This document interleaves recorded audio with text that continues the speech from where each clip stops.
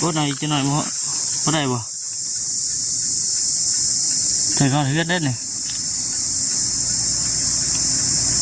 ไปฮะ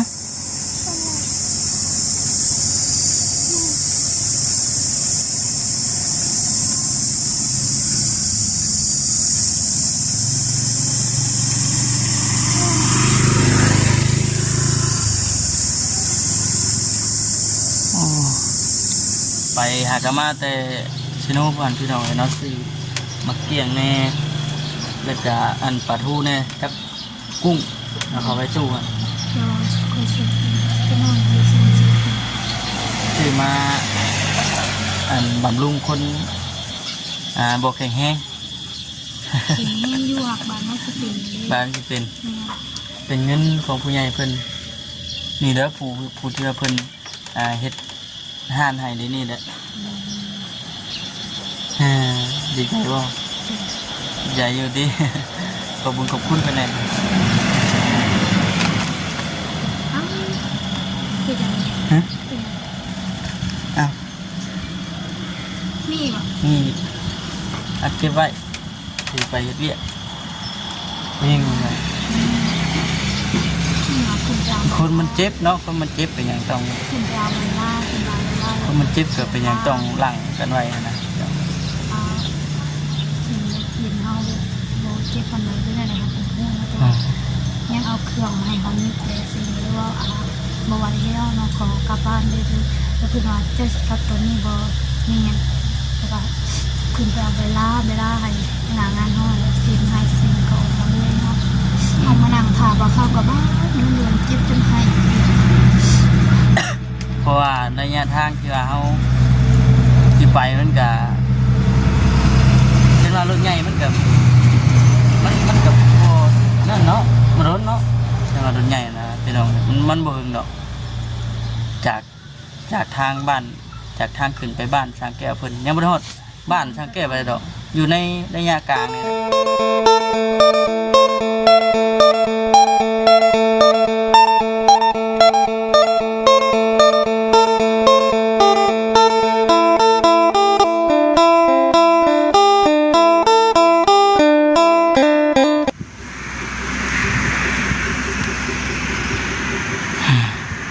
แล่นมาแต่พุ่นพี่น้องเอ้ยบ้านคนตูมทางไปบ้านช้างแก้วพุ่นแหละกำลังว่าสิมุ่งหน้าไปพุ่นแต่ว่าได้แล่นกลับมาลงมาทางสวรรค์พี่แล่นลงมาครับเอาซอยอินเพิ่นพี่น้องเอ้ยคุบเครื่องคุบของเจ็บท้องว่าซั่นทำความเลยแล่นมาแต่พุ่นฮะคอยบอกอยู่ว่าให้คอยมาครับเอาแต่เช่า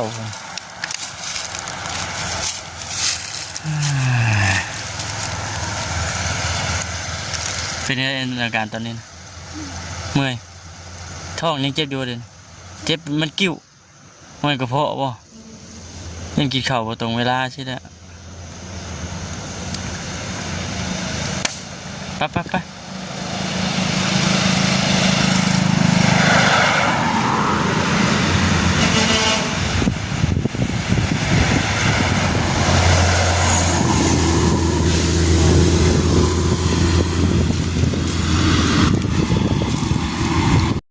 ยังมาหอดใส่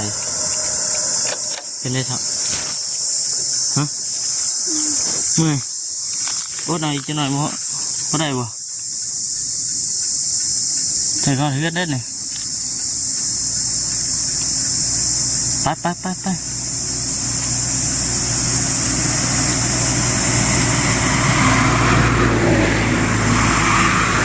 มันนี่ต้องใส่น้ำเกลืออะไรมาเนี่ยเมื่อยสิโทเป็นหวานมาใส่น้ำเกลือก่อนเมื่อยเรื่อยท้องยังเจ็บอยู่เด่น